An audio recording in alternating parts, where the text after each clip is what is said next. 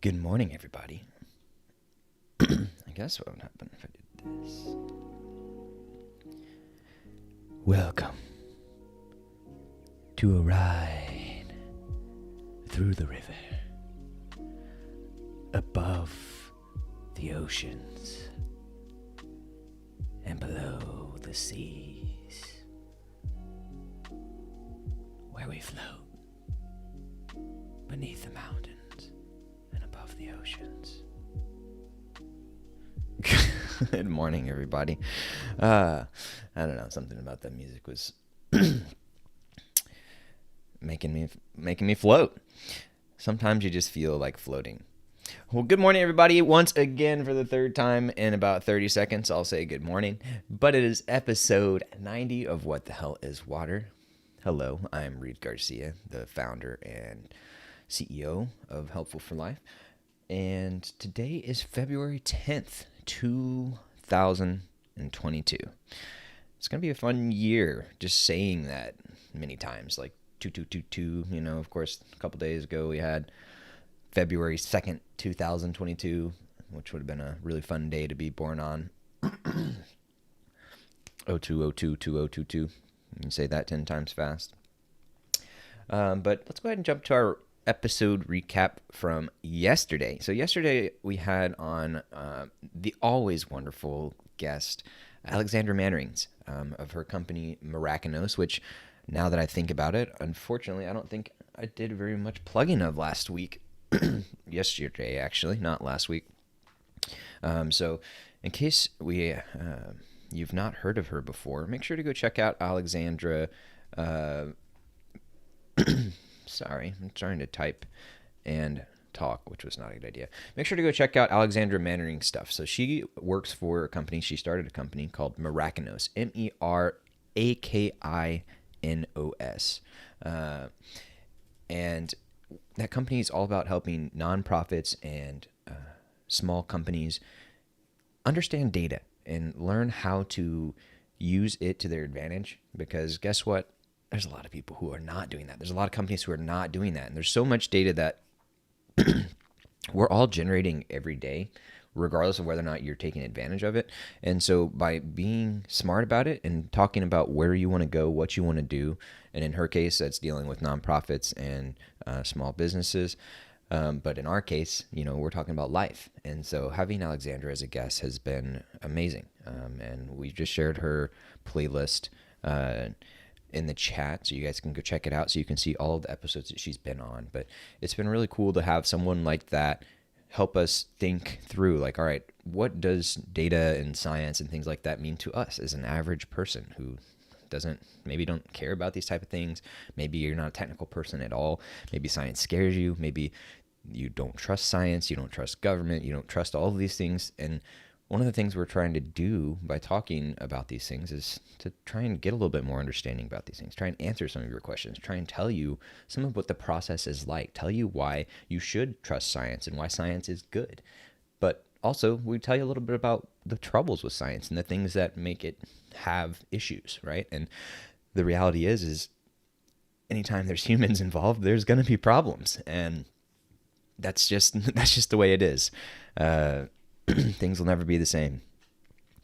So yesterday, when we were talking with her, we were talking about science. What could go wrong?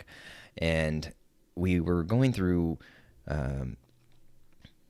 Well, I guess let me back up. So last week when we had her on, we talked about the scientific process, the scientific method, peer review, and things like that. And so yesterday we were kind of continuing that conversation. We said, okay, those things are good. Scientific process, peer review, that helps make science as an institution kind of self-correcting. It helps make sure that over time things tend more towards truth and things like that.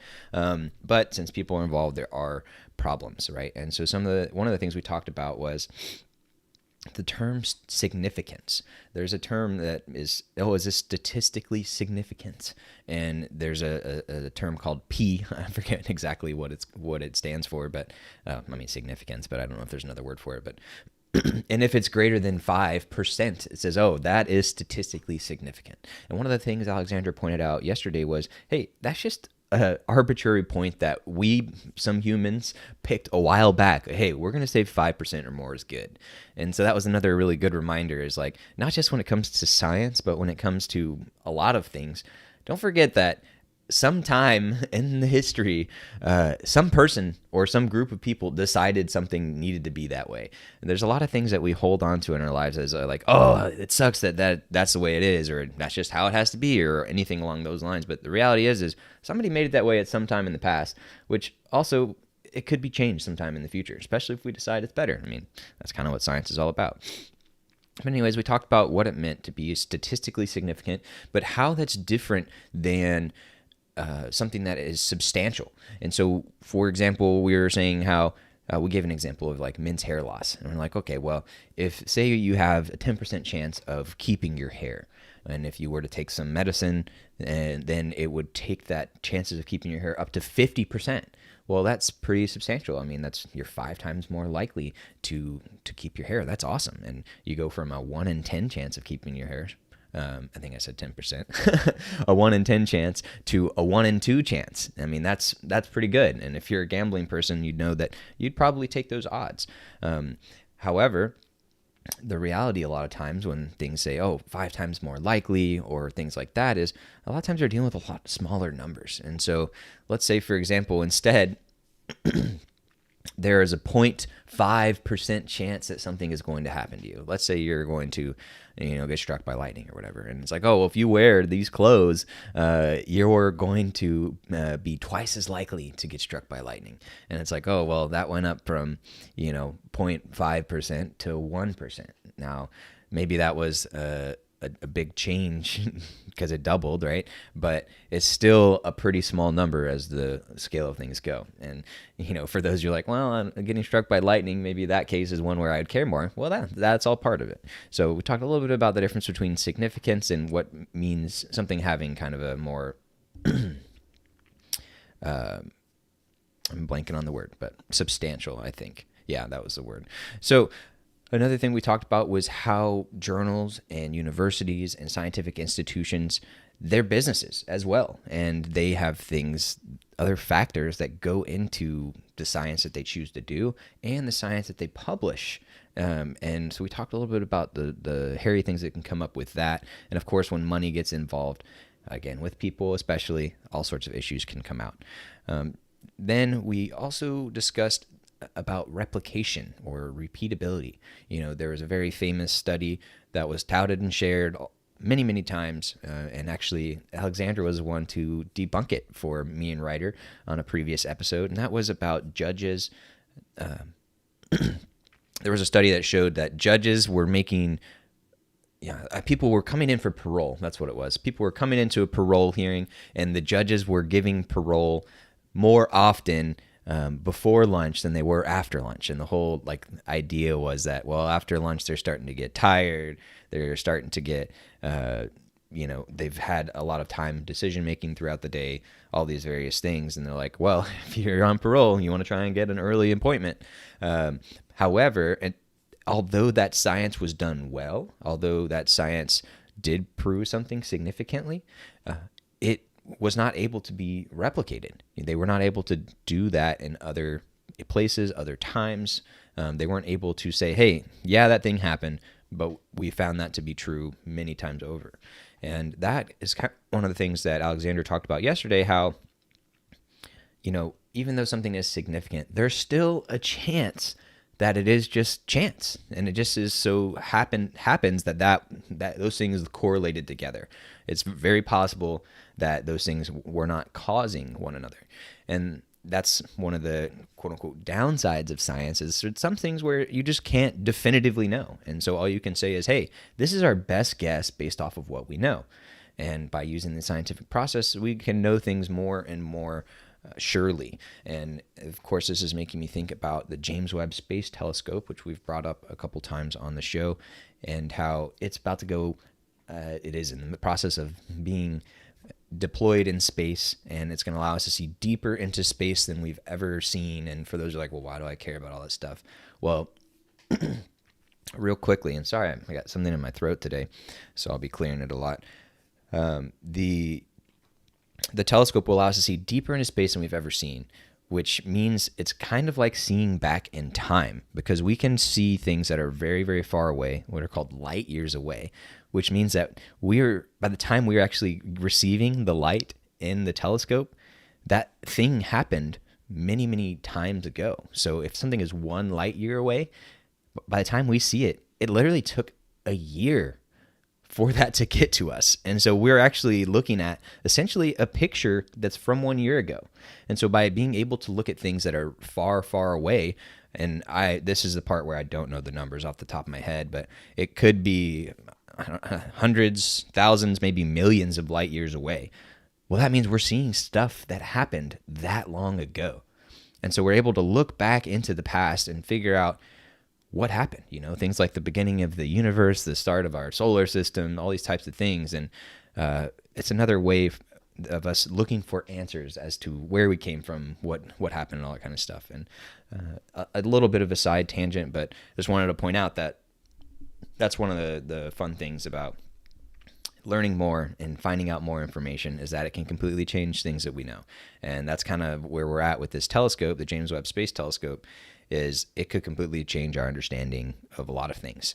And that's going to affect you whether or not you care, which is one of the main points we had yesterday, was talking about why should you, as a layperson, as an average Joe or Jane, why should you care about the science stuff, and why should you believe in it, and also what broader implications does it have for your life? Because one of the things we were pointing out was, by learning about this process, how it works and why it works, and some of the psychological things that are at play, some of the sociological things that are at play, and those are just fancy ways of saying how the people get involved, what their influences or what their incentives are affect them, when money gets involved, when the institutions, when power gets involved. We also talked a little bit about how different governments and politics can end up causing issues as well. But the point being, all of these factors are at play with science, but by learning about that and thinking about that, you can also apply that stuff in your own life and see how things are happening and why things are happening in your life, and what of those could be attributed to just chance, right? Or what of those are more actually tied to other things, right? What was caused by something else. And by doing that, you can have a little bit more control, and maybe control is the wrong word, but a little bit more understanding of why the things are the way they are around you, can help you feel less, less overwhelmed and things like that. And you're like, oh yeah, I know there was a chance that was going to happen, so what can you do, right? It's like, and sometimes there's these really, really small chances, like you had some major injury or accident, right? And it's like, well, statistically speaking, this happens to somebody. It just sucks that somebody's me. And a lot of times it feels like it shouldn't be me, and I'm unlucky and things like that. But that's how statistics and probability work. So just a little bit of a recap for yesterday. So make sure to check that out, and also check out Alexandra's website, mirakinos.com, and also check out her podcast, Heart, Soul, and Data, because that one, like, especially if you're a small business or a nonprofit, but even if you just are trying to learn a little bit more about what this data is and how you can collect it and how you can use that to better improve yourself, like, go check out her podcast, Heart, Soul, and Data. We will include that link in the chat as well. So with that, let us go ahead and jump to our intro.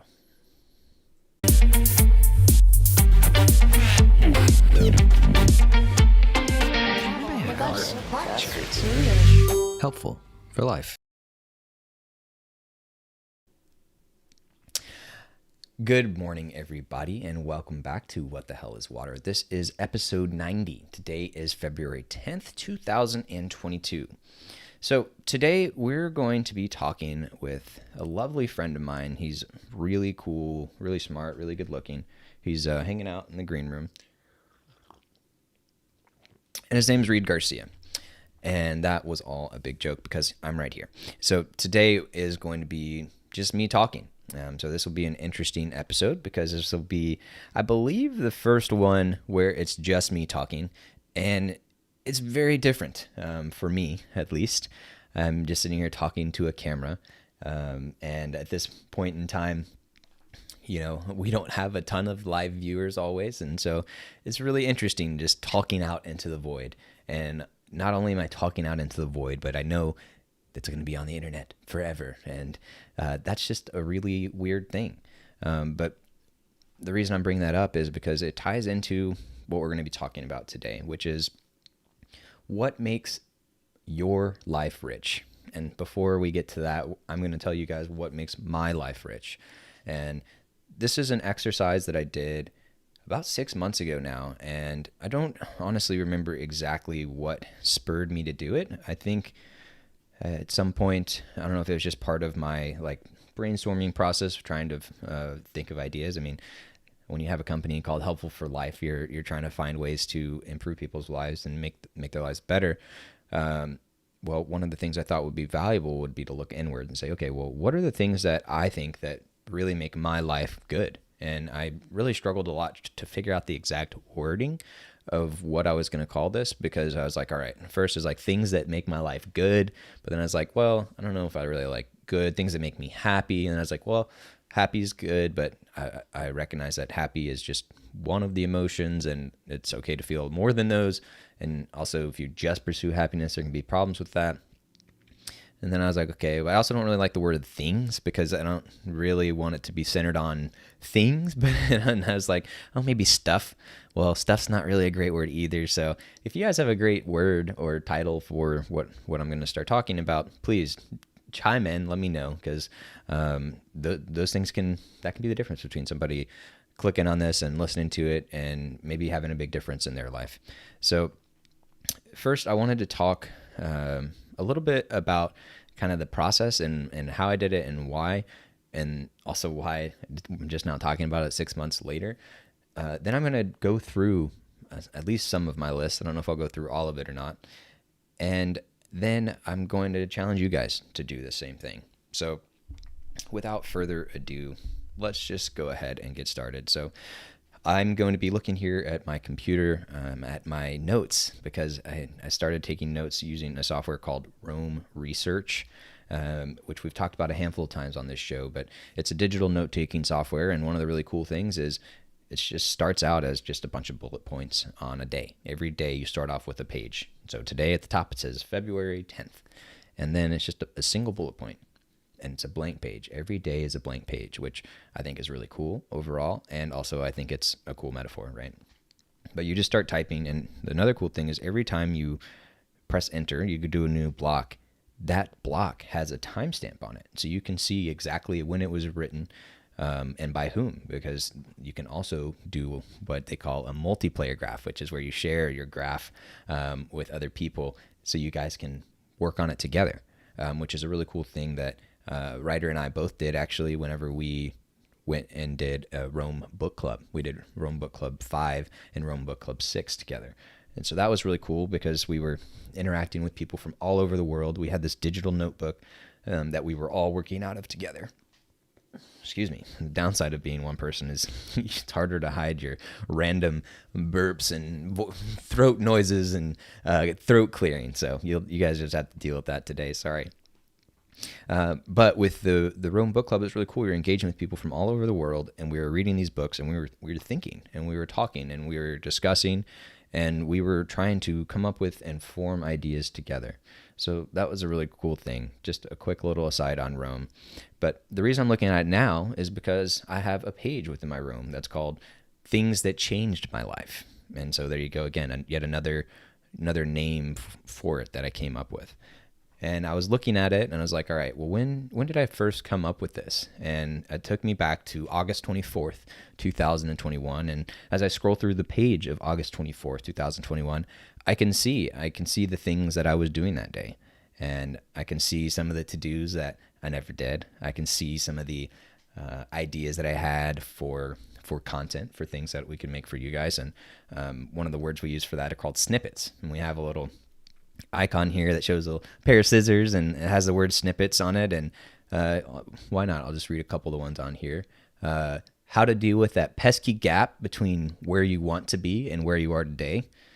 So that's one that the idea was to talk about the mental struggle and common traps we fall into anytime we're trying to make some sort of improvement in our life. And then I had a quote underneath that where I said, I know what I need to be doing. Why can't I just do it? And so, yeah, so that's how it feels sometimes, for sure. Why? And I don't know if that quote was me or somebody else or just a thought, but it's in there. Here's another one for you. Why do we have that innate desire to do nothing? Surely that's not just me, is it? Also another snippet, and I said especially on nights and weekends, and there's just this urge to veg, and that's something that I've thought more about over the last year and reflected on a little more. And just to be clear on what I mean by like just vegging is, all right, well, in the evening, like it's very natural to come home from work and then want to just plop on the couch and, kind of sink in and just relax and like do nothing. And also on the weekend as well. And a lot of times that vegging is associated too with, maybe some alcohol, maybe some, drugs like weed or something like that. But it's just about like relaxing and unwinding. And there is value in doing that. But I guess my question on that day was, why does it, sometimes, especially for example, on the weekend, like I get towards the end of the weekend and I'm like, man, I never got my time to just veg and do nothing. But then there are other times where I would have a weekend day where I had literally no plans and I was just vegging all day, but then I felt bad about it and I didn't feel fulfilled. And so part of that, and I didn't feel like rejuvenated. And so part of that, I guess, was me just thinking and observing that there is like a spectrum, right? And it's like, I think in my opinion, doing some vegging is good. Doing too much is bad, as with most things, right? And so yeah, there's just another little snippet from that day. But back on August 24th, 2021, which was again roughly 6 months ago, I had an idea for this company where we were going to do what we called the initial content push. And that was where, hey, let's create a bunch of content in roughly a short amount of time and start releasing it out there. Start to try and get the word out. Start to try and get some people discovering this thing and getting engaged and learning and making a difference in their own lives. And so we did a bunch of brainstorming on what we were going to do. One of the things, actually one of the biggest things, was going to be this things that changed my life. And the idea was for me to, I sat there, I made this whole list, and then I actually have a script here as well that I had written up, and I never did. And one of the things that I realized over this last year especially was I am my own enemy. And that is an interesting lesson to learn and is a hard one to learn as well, because as a solo entrepreneur, there's no one to blame. There's no coworker to say, hey, why do you keep doing that thing wrong all the time? You're making my life harder. There's no boss to blame for telling me to do things that I don't want to do. There's no vacation policy. There's no, yeah, you get the point. But when I started to really realize, and of course, like I've known this for a while, but there's a difference between knowing something is true and like really feeling it and really internalizing it. And that definitely happened for me this year. I was like, all right, look, you are the reason why things aren't going the way that you want to. You're not doing the things you are wanting to do. And you're also the reason why things are going well, right? So I'm focusing on the negative right now, but the positive as well. And that kind of back and forth was tough. It was really tough. And especially for me, I'm very much an extrovert. I very much enjoy spending time with others. I've never lived alone. I've the guy who always hosts parties. I'm the dude who was married and we decided to move in with roommates when we lived out in LA, largely for cost of living and because we lived in a badass $2 million house and we had the master suite with a fireplace and a balcony and a backyard so we could get Lincoln and things like that. So, I mean, it wasn't like that big of a sacrifice, and we paid less money and we lived closer to the beach. So, I mean, but the point being was when we did that, it was very rare where I was home alone. And that was an interesting thing for me because, it has its plus sides, but also has its downsides. And I think one of those things is I never really have had that much time just to myself and not doing anything and not being stimulated in some way, whether it be talking with somebody, watching some video, or playing a game. And I think that's one of the reasons why I hadn't had as much time to look inwardly and reflect and think about things in my life and feel things. That's one of the biggest transitions for me, especially over the last few years, was getting more in touch with my range of emotions. A lot of people like to say, "Oh, I'm not emotional," or I don't feel things, or whatnot. And especially when it comes to guys, that's a very common thing, at least here in America. But what I've discovered, well, why would I feel many things besides positive things when, I got married right out of college. My wife and I now have been together 9 years in July. And I mean married 9 years in July. Then it will be 14 years that we've been together since then. And for reference, I'm 30. So now I've been with my wife for over half my life, which is pretty cool. And yeah, we managed to marry young, but it be a solid marriage, which is also another fun thing as we've gotten older and seen friends around us who have not been so fortunate. But anyways, this whole show is a digression, so I'm not going to apologize for my digressions and my rabbit holes, because there's no one here to complain.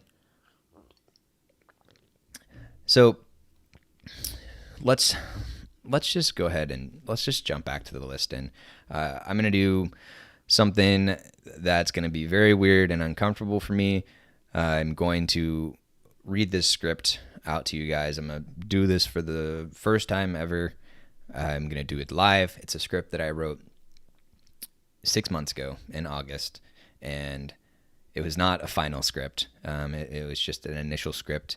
I see a VO2 on there, and the reason I'm going to do this is because I want to encourage more people out there to be more comfortable with sharing your ideas and your thoughts before they're fully formed, because there's a lot of value in that. And that's something that has taken me a while to learn.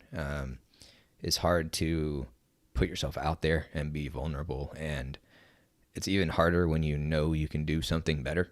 And that's the thing about being hypercritical and hyper-rational, is that as soon as you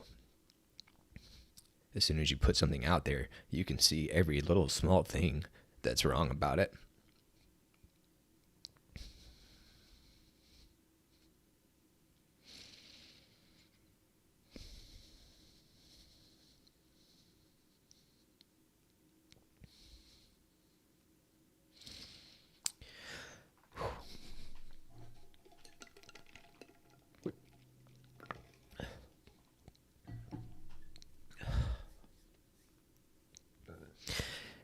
I'm going to need to take a few moments here and there on this show, so you guys are aware.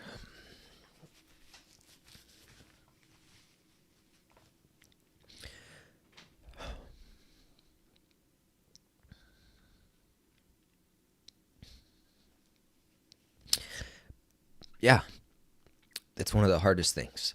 And it's also one of the hardest things when you see people around you who are very smart, very valuable.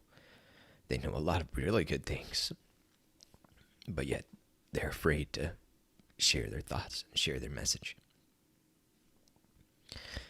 And you know why? Because people are assholes is really what it is.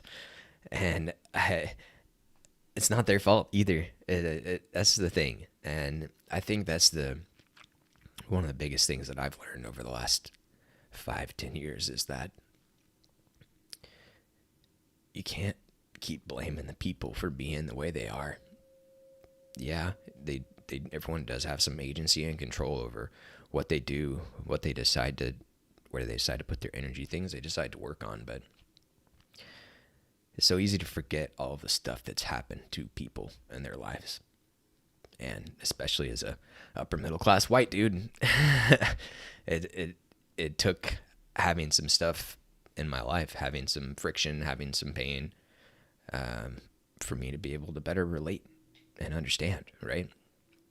And, that's the thing when you have things like the Black Lives Matter movement, and then you hear people saying stuff like, oh, well, racism's gone, or it's so much better, or that's still really a problem. And, hearing that come from family and friends, like, that's tough. I'm like, how do you think that? But again, like, I can't blame them because, well, who showed them differently? Who told them and showed them and explained to them and got them past that initial fear of the different, of the other, and pushed through that and said, hey, like, these are real people. These are people too. And they go through stuff. And guess what? A lot of those minorities have gone through a lot more than us white people ever do. Now, I don't want to just focus on race, because that's another thing, right? Is people can have all sorts of problems regardless of how much money they make or what color their skin is or whatnot. And that's another big thing for me, which is just recognizing that everyone's got their own shit. And if you come from a place of understanding and empathy as you're dealing with people, and when someone does something dumb, or someone does something that makes you mad, or someone does something wrong, instead of first like getting defensive and attacking and being like, what did you do? Why did you do that, you idiot? Like, fix it, do it better.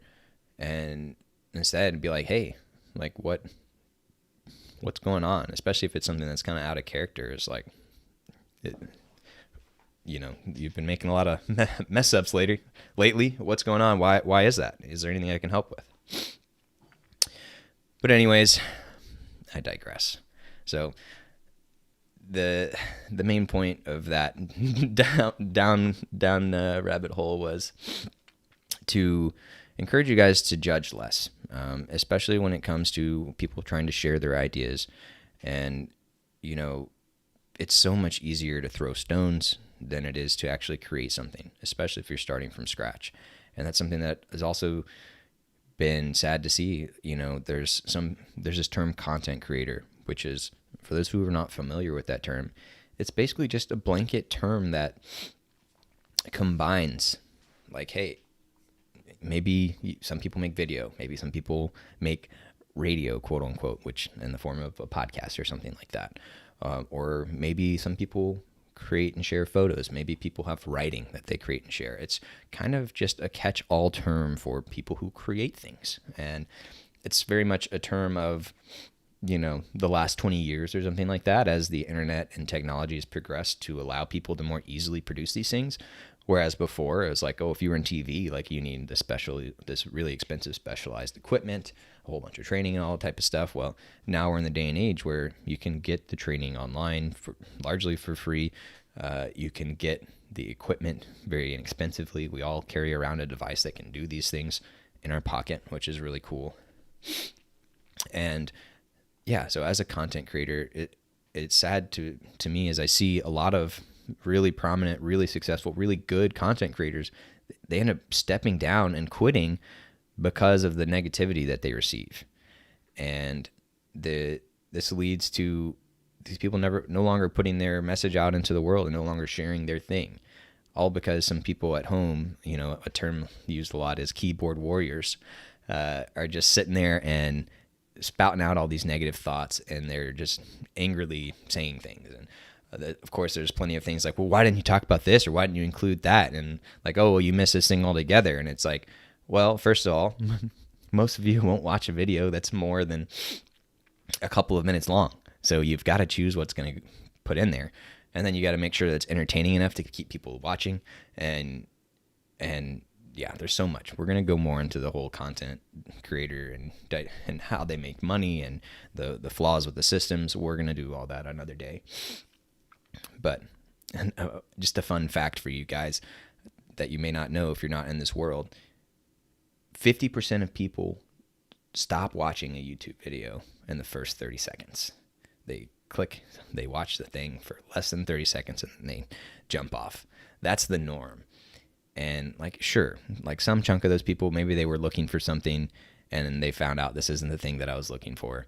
But some of that is also about attention span and things like that. And it sucks because now inherently we, as the people who are creating the content, have to take those things into account and say, oh, well, that means within those first 30 seconds, we need to do things to really hook them in, really get stuff and make stuff happen and get them interested. And that can lead a lot to sensationalism, which can, if you look at our major news media today, like that's why those things are. And that's why headlines are the way they are, because the problem is we've gotten so good in business and things like that at recognizing and taking advantage of our flaws as humans that we've now done it systemically to where we can make money off of it. We can get people's eyeballs and attentions, and it divides us as a people and all these types of things, right?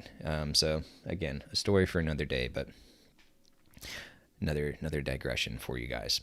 As I look back at my notes from August 24th, I thought I would also share a couple of other things that popped up on there because they just caught my eye. And one of those was my lunch orders, which was pupusas. And if you guys have never had pupusas before, they're an El Salvadorian food. And they're kind of like, I'm trying to think of like the easiest way to explain it. Think of like a tortilla, because everyone hopefully knows tortillas. But a tortilla, small, like flatbread, circular.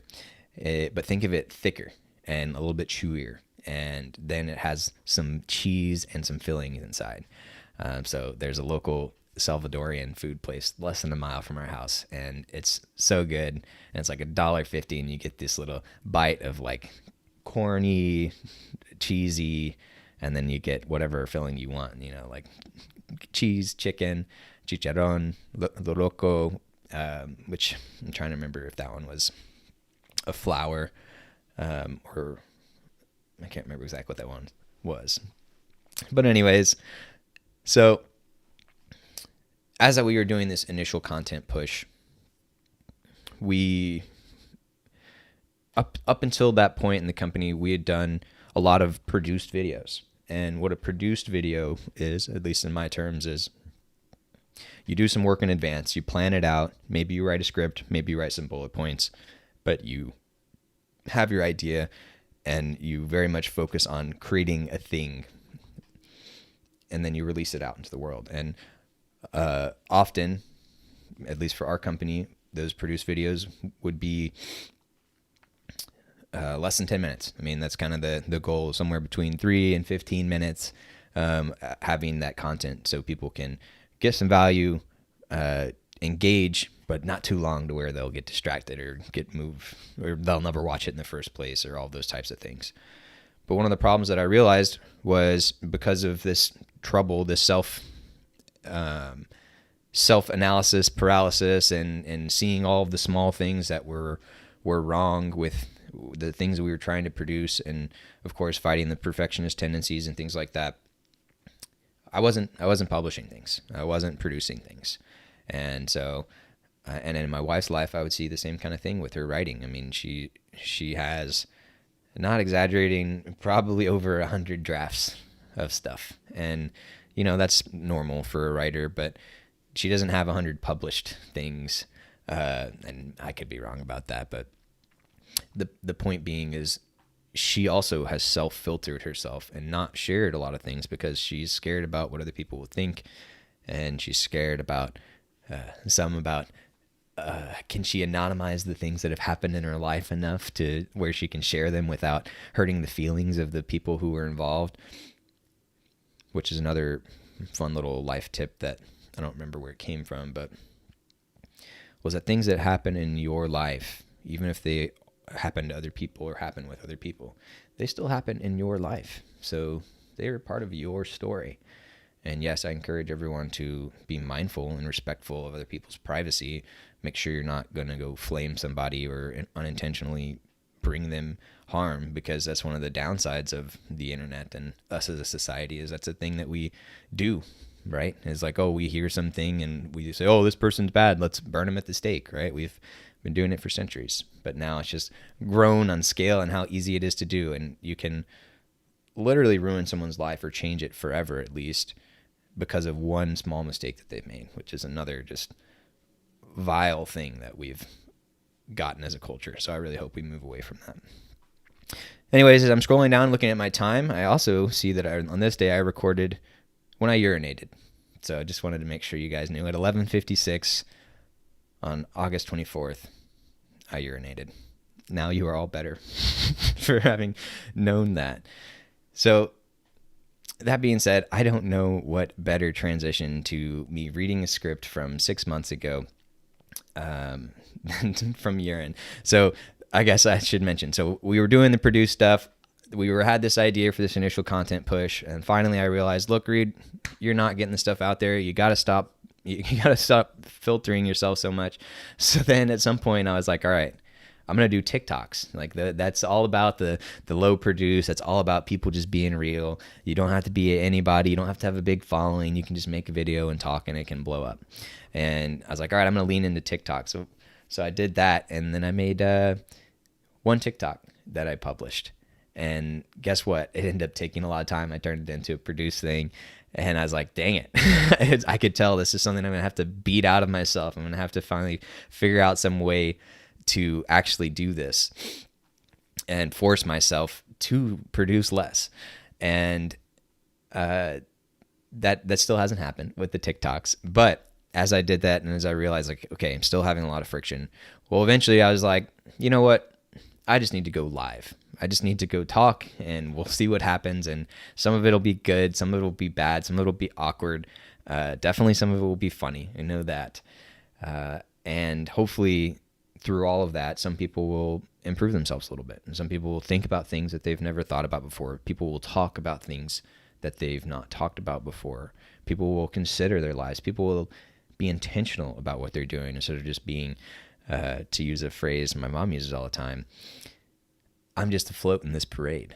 And certainly there are times where it is okay to just be a float in a parade, but a lot of people are not even in the parade they want to be in.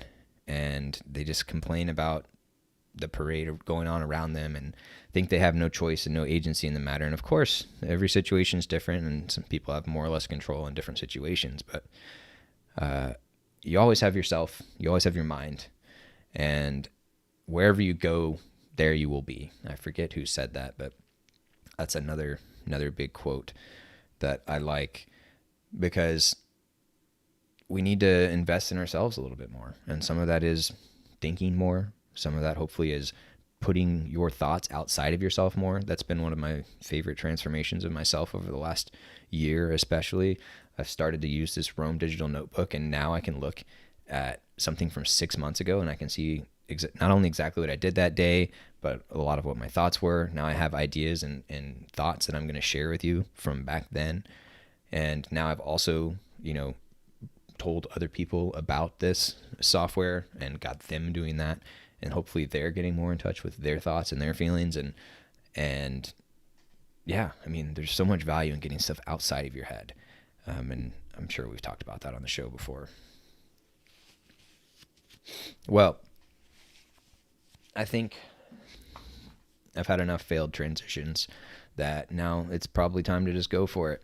So without further ado or editing, here is things that make, what did I settle on for the title? Let's see. What makes your life rich? Okay, so all right, let's see how this goes.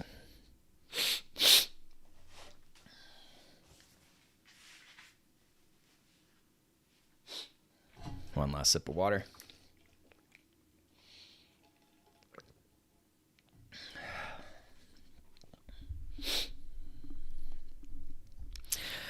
And, one of the great things about what I like to do is I like to think about all of the things that are wrong about my stuff and point out all of the negative things people will say and just go ahead and get ahead of it and say, hey, look, this is not polished. There's going to be things that are cheesy in here. There's going to be bad jokes that are in here. There's going to be some words that are probably fumbled. There's going to be some delivery that's wrong. There's probably going to be some hesitation. There's definitely going to be things in here that I wish I wrote differently. If I wrote it today, would probably be different. If I were to edit it today, I would do all those things. But I encourage you to really try and look past all that stuff. From one failed transition to another, I wanted to point out a movie that I watched earlier this week.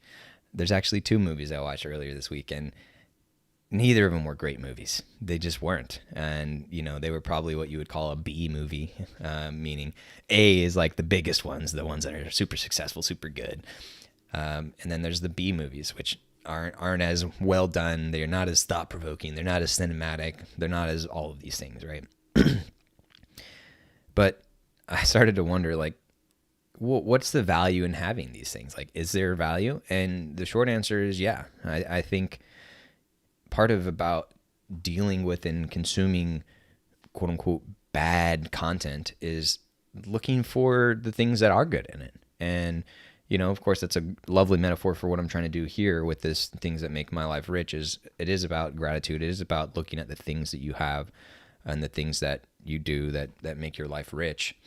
And of course, I'm thinking of another quote now where I'm going to butcher it a little bit, but it's something along the lines of, if you're not happy with what you have now, what makes you think you're going to be happy? Or let me say it again. If you don't appreciate all of the things that you have right now, what makes you think that you're going to appreciate when you have more? And again, I butchered the quote, but something along those lines. And it's just the thought process of like, hey, like take stock of what's going on in your life. What is good? What are the things that make you feel good? What are the things that you can do to help yourself be more successful? And just observe all of that right now in the state, because the reality is no matter how bad your life is, there's some state of good. And some of that may just be you're still alive, you're still breathing. And for a lot of us, there's a lot more that can be stacked on top of that. And, one of the movies I was watching earlier this week was Don't Look Up. And that was one of their messages in there too, was like, hey, we've got it pretty good as a world, as a society, especially in America and in, well-developed places where people can do what they want when they want, and they can move, they can travel, they can do pretty much anything that they want. And that was one of the messages from that movie, which is on Netflix in case you're interested. Don't Look Up. We'll put a link in the chat. It was pay attention to all the good stuff that we have today, and pay attention to how good your life is now, and appreciate those things. And let's try and do things to make it better instead of just complaining about all the things that are bad about it. So that was a couple of the messages from that. So failed transitions aside, make fun of me if you will, hop in the comments. But here we'll jump into now for hopefully the last failed transition. What makes my life rich?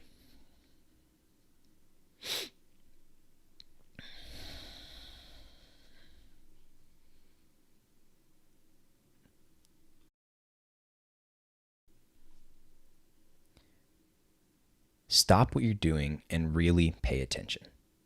This isn't your average YouTube video. I'm here to tell you about a list I made that not only changed how I live my life, but more importantly, it changed how I view my life. I truly think that it's one of the most valuable things I've ever done, and it could be for you as well.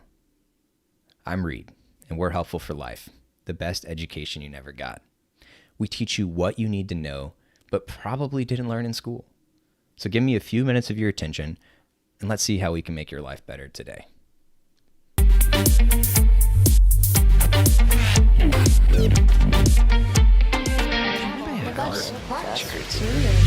Helpful for Life. Why did I make this list? Things that changed my life, or things that make my life rich, or what makes my life good, whatever we're going to end up calling it. People talk a lot about specific things that they want to do or achieve in their life. They've got goals, objectives, targets, milestones. There are a lot of names for it. And of course, I have these things myself. Over the last few years, I've been working on what I think are two of the hardest things a person can work on. Myself and a business that I was starting from scratch. And I found myself very often, almost every day, in fact, feeling like a failure. Most days it was smaller things. Why didn't you do this, Reed? You failed to do that, Reed. Well, it took much longer than that should have, Reed. But other days it felt massive and oppressive. You're nowhere close to doing what you said you would do, Reed. What are you doing with your life, Reed? Why can't you even get out of bed on time, Reed? You should just go get a job, Reed.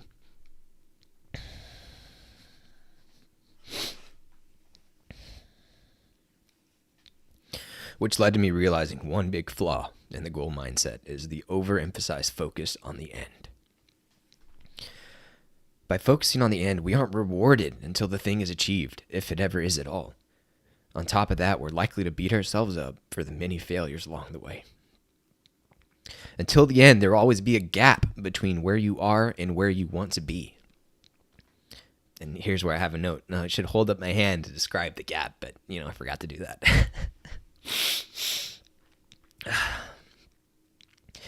And by the way, studies show that this sense of achievement that we feel at the end isn't even as fulfilling as we think it will be. Wait, Reed, you're saying that you've overemphasized... Wait, Reed, you're saying that overemphasizing the end goal leads to issues along the whole journey, and it's actually not that great at the end either? There's got to be a better way. Well, there is. It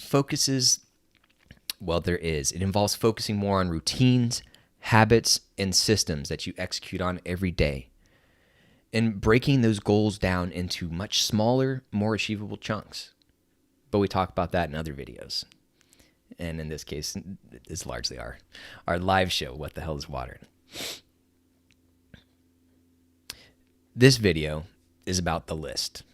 While I sat there groveling about what a failure I was, I knew something had to change about my mindset. How could I focus on the good instead of being perpetually stuck on the bad? So I challenged myself to think, what are the things that make my life rich today? Or said even better, what are the things that make my life rich every day? That's why I made this list. The beauty of this list is that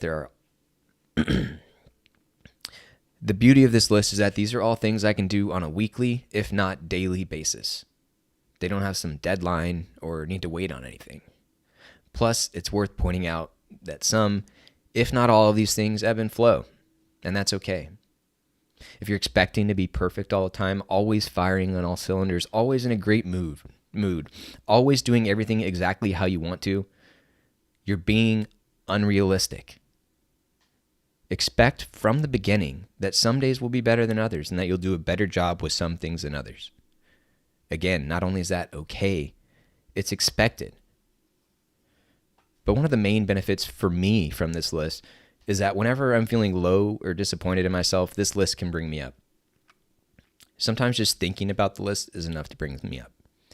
Other times, reminding myself about a few specific things is what I need so the list can bring me up. Or maybe what I need that day is to actually do a few more of the things so the list can bring me up. The bottom line is this list can bring me up. It's important to point out that this is just one of the benefits of this list, but it's also a pretty powerful one. And you don't have to be feeling low in order to get value out of it.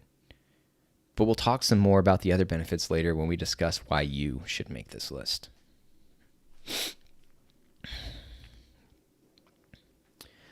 But Reed, before I agree to make this list, how do you know that it works? Why is it worth my time? Well, let me tell you a story. The other day, I was feeling really overwhelmed, stressed, and probably a bit anxious. You see, I had this big deadline coming up today, and I was way behind. Classic Reed. Partly because of the procrastination monkey, sure, but also largely because I'm a solo entrepreneur, and things being over budget and schedule is kind of how things go, especially early on. So anyways, there I was beating myself up and feeling like a failure. I even noticed that I found myself clenching multiple times throughout the day. Mostly my hands, but yes, also sometimes my butt. I'm not sure I realized that was a thing. There I was, feeling like crap and sitting there being able to focus on anything besides my failures, how stressed I was, and my inability to finish the task ahead of the deadline. Which, by the way, is this video. Which, as you can see, 6 months later, that deadline never happened. And then my dog Lincoln hopped up on the couch unprompted and sat with one leg over mine, just like this. And here's where in the future we'll add a nice little pretty picture video of our dog Lincoln. And that's when it hit me. The list. The freaking list. I'm sitting here stressing out over a video to tell all of you the things that make my life rich. The things that I've been intentionally putting in place over the last 13 years. And just like that, my day turned around. I smiled down at Lincoln and reflected back on the last hour. I realized that I had just had 3 friends directly ask me how I was doing, completely unprompted and unrelated.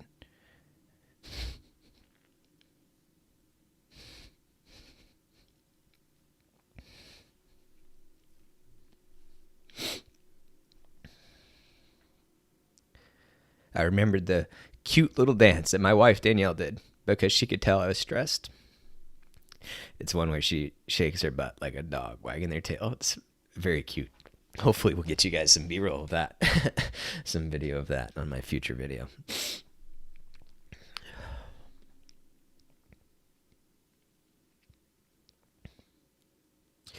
I grinned as I thought about how earlier that day, 2 separate friends had been asking me to do a physical activity, both of which just happened to be skilled hobbies. Another topic we just talked about on our show within the last 2 weeks. We'll put a link for that as well.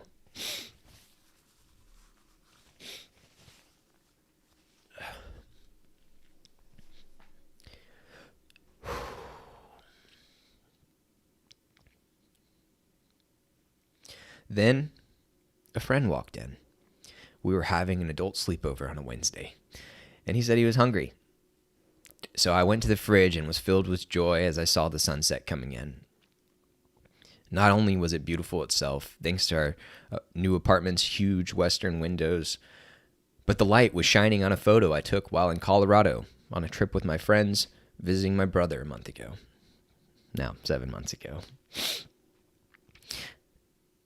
So I stood there, smile even bigger, and pointed it out to Danielle. She smiled and a wow slipped out as I showed her how much better the photo looked in the light. We moved one more photo to be in the light and then grabbed some delicious leftovers from the food she'd made the night before. Asian-style lettuce wraps, which I remixed into a burrito with leftover roasted carrots and some pineapple habanero salsa I had just bought from the farmer's market a few days before. It may sound like a weird combination, but it was delicious. So I sat there with a full belly and a smile on my face as I thought of one last cherry on top I could add from the list: playing video games with a friend. So I did that for a little while before getting back to this video, which brings us full circles. Yeah, it works. Yes, there are studies that show this type of things work. I know this works because it works for me. And this is where I'm confused as to what I meant by this.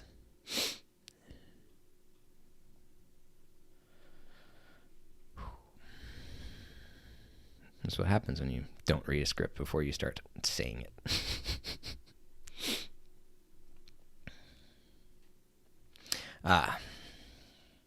We'll just keep going. But this video isn't really about me. It's about you. I'm just the inspirational guy. I'm just the inspirational guide who happens to occasionally mention clenched butts. And as your guide, I think it's very important to point out that this isn't some magical bullet that instantly fixes everything. That magical bullet does not exist. I like to think of it more like a magical tree. Or a magical mushroom. Oh, no, that's different. I like to think of it more like a magical tree. Each thing on the list is like a root. Some trees have lots of small roots. Some trees have only a couple of roots, but they're really good ones. Not only do those roots keep you anchored and help you weather the storms, but they help you soak up all of the nutrients that you need to live a rich life and grow. And of course, as you do this exercise, you may realize that your roots aren't in the best shape, and that's okay. Intentionally focus on the roots that help you the most and consider growing some new ones too. Don't worry if the new roots don't take immediately. That's all part of the process. Know that given time, roots can find their way through cracks, around obstacles, and even through solid barriers. However, if you find that there are people in your life that are making it harder for your roots to grow, tell them what you're doing and ask them nicely to support you. If they won't, don't be afraid to put some distance between you and them, either temporarily or permanently, if that's what you think is best for you to thrive. And know that not all types of roots work for all types of trees or environments.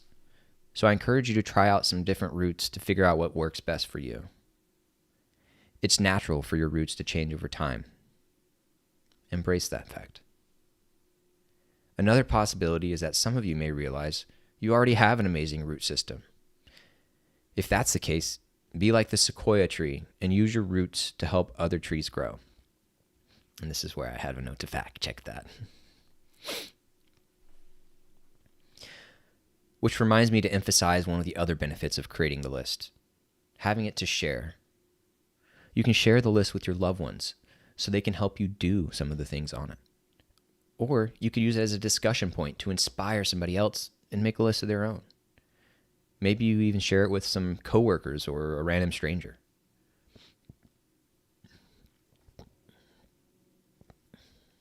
And there's the random burps again. Lovely.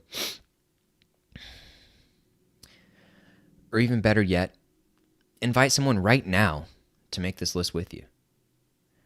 Not only may it make you more likely to follow through, but you'll be bringing somebody up along with you. Not only may it make you more likely to follow through, but you'll be bringing someone up with you along the way. And of course, you may find some completely different benefits of your own. If you do, please comment with it below to help all of us out. Which brings us to the most important part of this video, the part where you take action. Go to helpfulforlife.com/makethelist or just click the link in the description.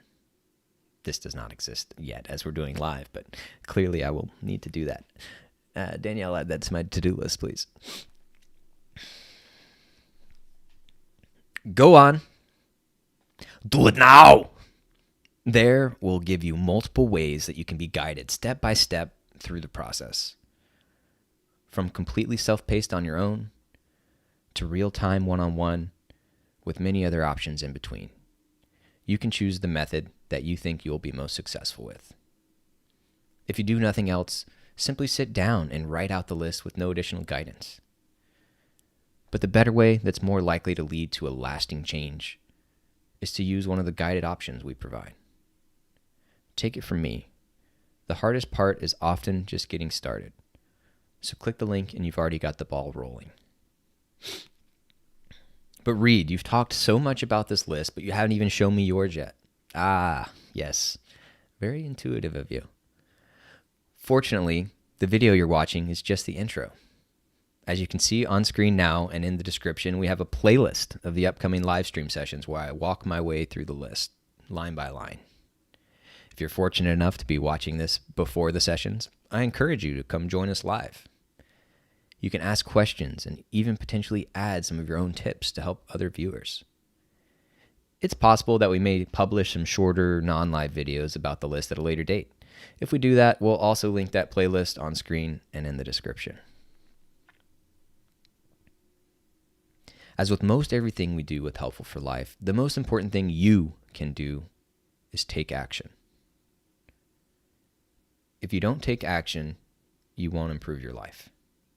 It's that simple. So remember, I made my list to inspire you, encourage you to reflect, and hopefully give you some ideas of things that you might want to put on your list. Now go to the link and get started, or set yourself a reminder to do it later when you have at least 15 minutes. And if you want to hear more about my list, click on one of the playlists.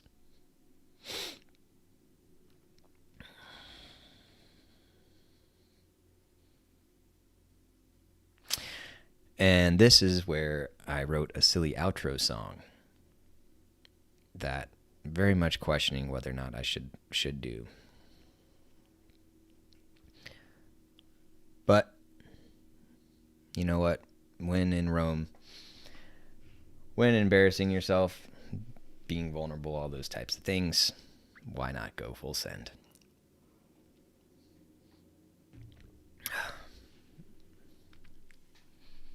We'll see what this song entails from 6 months ago. This will be fun.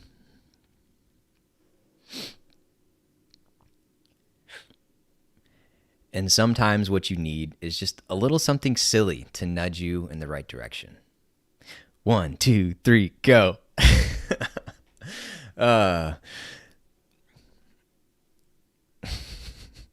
You're welcome, the internet, that I'm going to do this.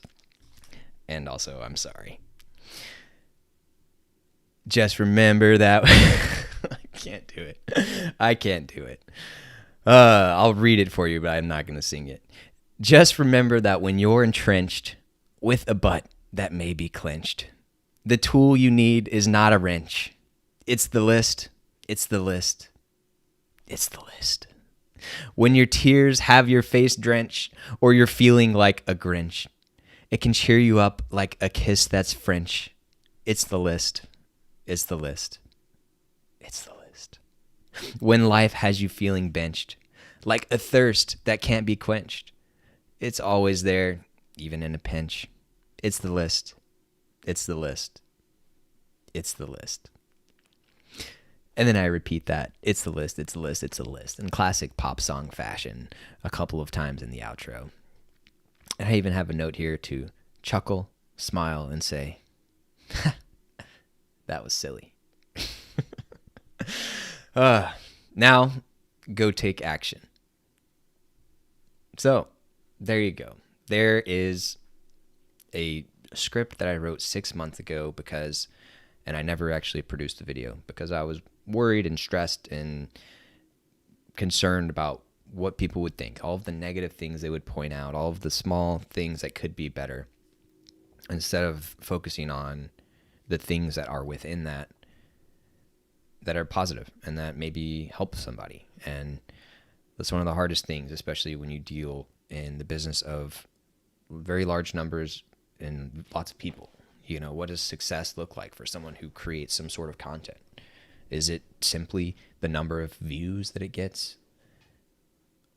And yes, I mean, of course, part of having a company and trying to talk about things and trying to get people to improve their lives, naturally, I want that to go to as many people as possible. But I think for me, it's more important to have a more impactful and meaningful effect on less people.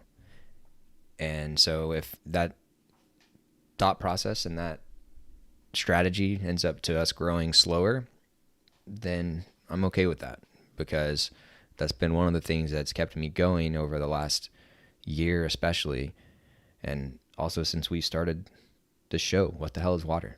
You know, just as a little time capsule for you guys.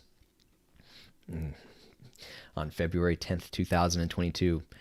Right now I have 2 people watching this live, and one of them is a producer, and the other one might be my wife. So, hey guys, how's it going? And the average number of people watching is between 1 and 6. I think 6 was the highest concurrent we had at one point. 90 episodes in. 90 episodes in. That's over 90 hours of my life. Sitting here talking to a camera, oftentimes with my co-host writer. And for what? Up to today, we've gotten largely nothing out of this show. Quote unquote, nothing. But the show has been a very powerful thing for me. And I've really enjoyed, one, I can't remember if I finished this thought earlier or not, but when we decided to shift towards live, we decided to do this live morning show every weekday morning. Our thought process was, hey, we want to be a great start to your day. And as I've mentioned earlier, and as I've mentioned on the show many times before, I'm not a natural morning person. I struggle a lot getting out of bed. This show started 10 minutes late. because I didn't do the prep work beforehand, and I didn't get in here in the office and start doing things fast enough. And I used to beat myself up over that most mornings. And then I was like, there's only 1 to 6 people watching, and they're all people who are close to me, and no one's ever complained to me about it. No one said, hey, you need to be more on time. And that was a time where I was like, all right, well, it's not worth me prioritizing that yet. However, that's coming now. And starting with this upcoming week, especially as we bring on our first employee, which is a huge step for us as a company, a huge step for me as a person, and also slightly terrifying. And just so y'all are aware, and again, a little time capsule, the total revenue for this company is very low. It's in the low thousands. It's single-digit thousands. But yet I feel so strongly and so confident in what we're doing, the skills that I've developed, the team that I've been working with over the last 6 months, especially the network that I've built throughout my life, and the group of people who, like us, are doing things for the right reason and are trying to make an impact and improve people's lives in all of these various ways. My goal with Helpful for Life is to tap into these people and help bring them and expose them to you. See, that's the beauty of this company, is that we are most successful when the people we work with are more successful. And by positioning ourselves as jack of all trades, master of none, we are electing to engage with masters in all of these different areas of life. Sex, drugs, relationship, purposeful living, house, cooking. Go to kickstartyourkitchen.com, go buy the course. By engaging with experts in each one of these areas, we're going to tell you what you need to know. We weed through all the crap, tell you what you need to know, and then we point you to solid sources for more info. And those solid sources are some of these experts that we deal with.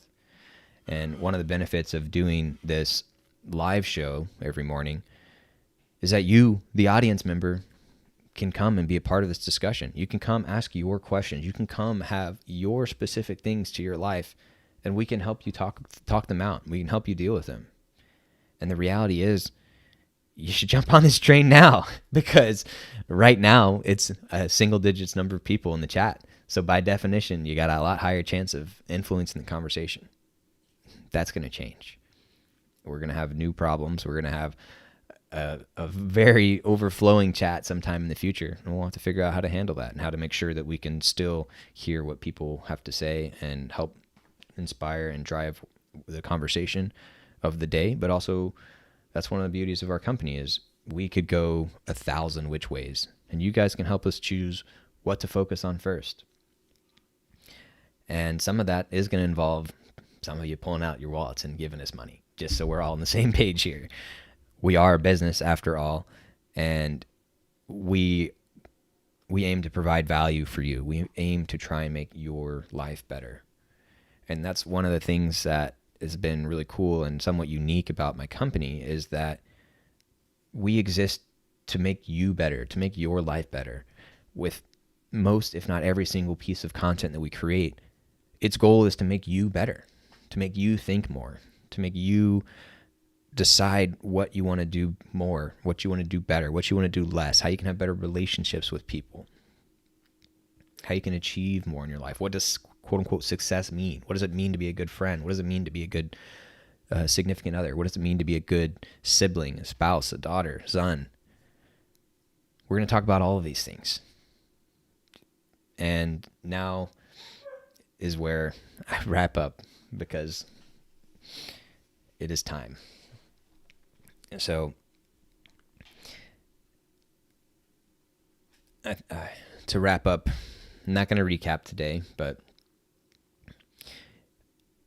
I am going to end with a challenge.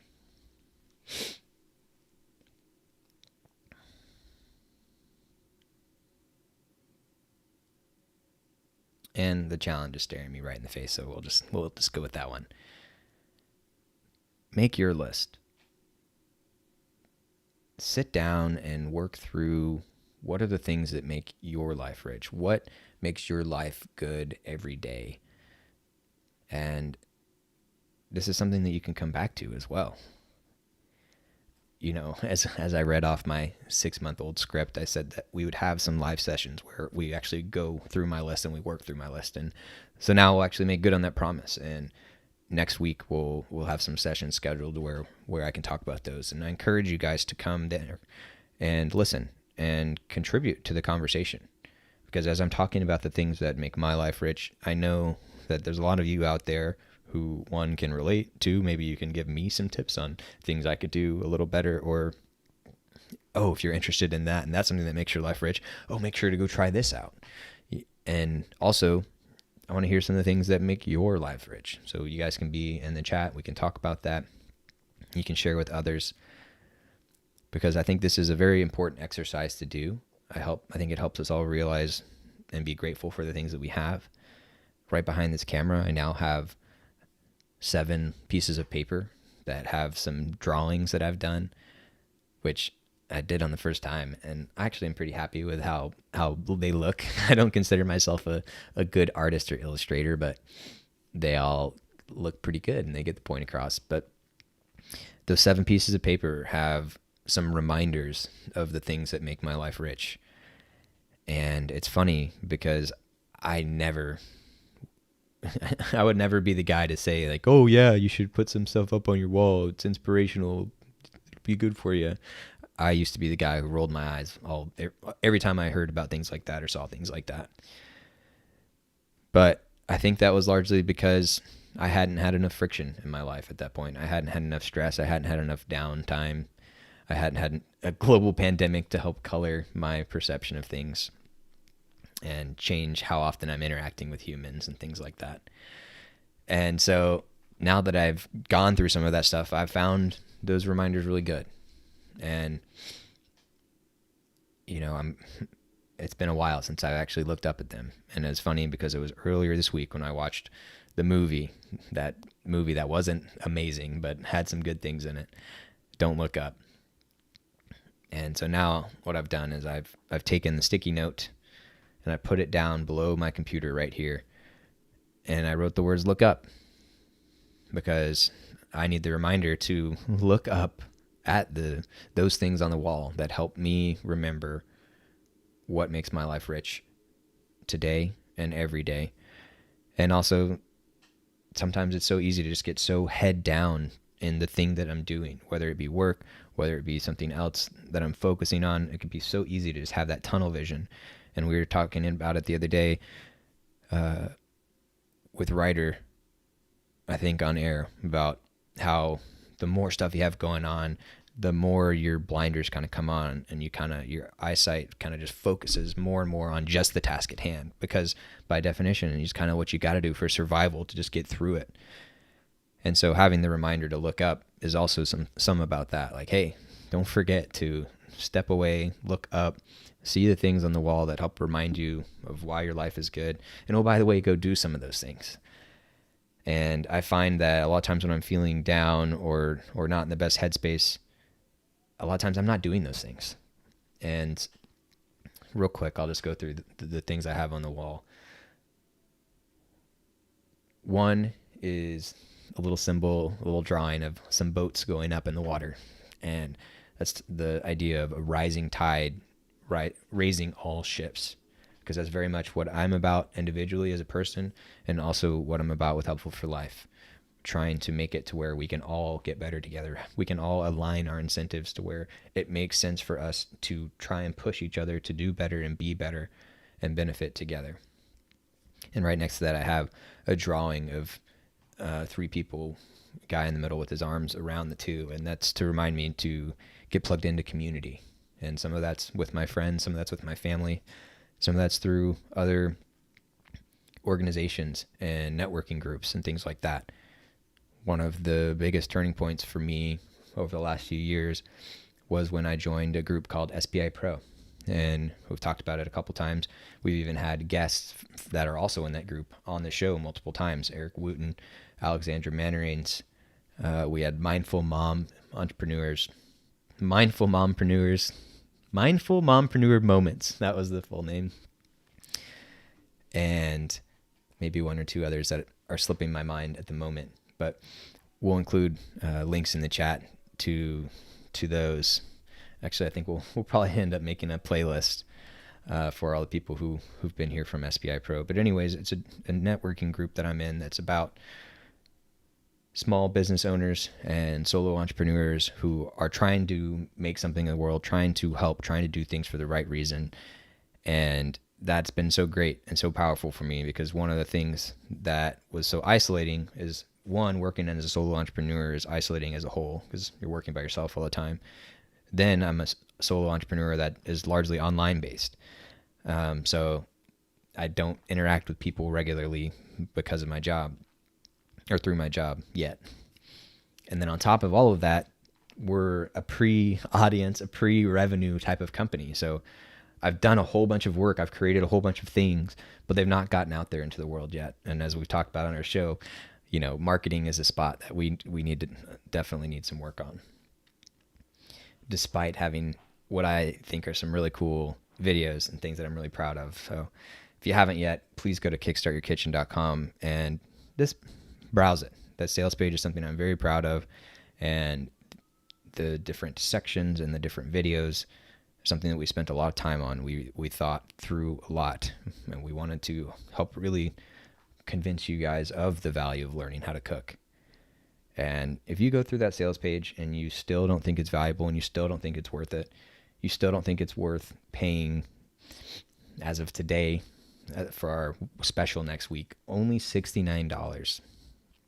$69 to learn a skill that literally can change your life, that will affect you for the rest of your life. Every single day you eat food. Every single day, multiple times a day you eat food. And you're telling me you don't think it's worth investing a little bit of money in yourself to improve that, be better at that? And guess what? One of the beauties of food is that it's one of the most easy things to share with your family, with your friends, with your coworkers. I've not heard of many people who receive food from others and say, "Oh, why'd you do that? That's gross," whatever. Like, even if it's not that great of food, people are still thankful for it. And the thing about cooking is it's a skill. And as you work on it, you can get better. And of course, as you can taste things and see how good they are. And these little experiments that you can run every day, multiple times a day if you want, and you can get better at it. And then you get to eat the results. It's just such a good thing. But anyways, I digress, of course, naturally. So with that, ladies and gentlemen, and everybody else, I now feel weird every time I say the phrase ladies and gentlemen, because I think about how I'm not being gender inclusive. And then I also think of the phrase y'all means all, which there's also a song about. So maybe I'll just start saying y'all more. Anyways, y'all, that's it for today. I want you guys to really consider, go and make this list. I don't see many downsides of doing it.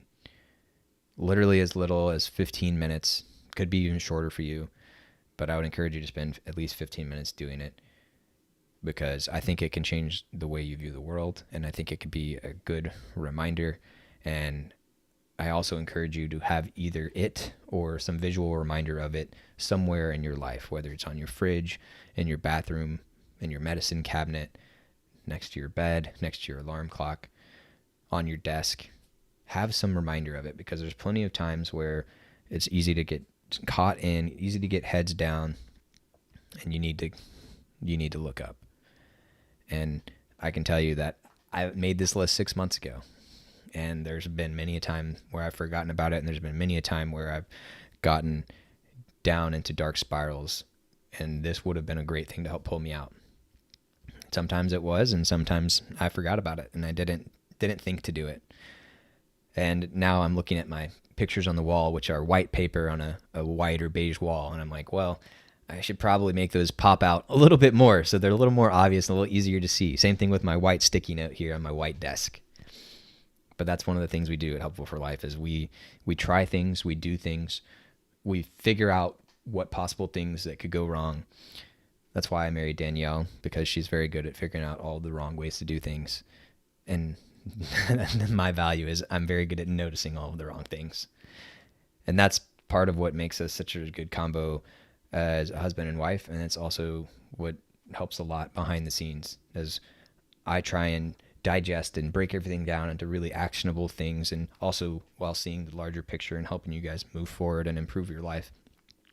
Danielle's there to help me have more of the emotion and the feeling side of things. She's very much empathetic and even has a blog called M-Pathetic, EM-Pathetic. We can put a link to that in the chat as well. Hopefully you don't mind, Danielle.